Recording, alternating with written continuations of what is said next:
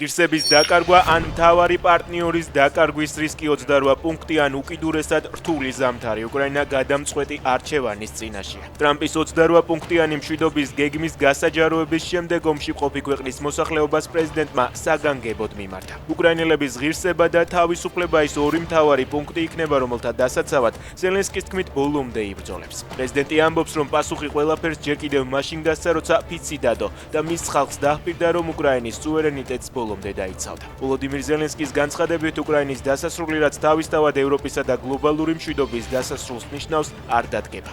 ყველა ჩვენი დაღუპული გმირი, რომლებმაც სიცოცხლე შესწირეს უკრაინისთვის, რომლებიც ახლა 60-ში არიან, იმსახურებენ იქიდან იმის დანახვას, რომ მათი შვილები და შვილიშვილები იცხოვრებენ ღირსეულ მშვიდობაში, თქვა ზელენსკიმ.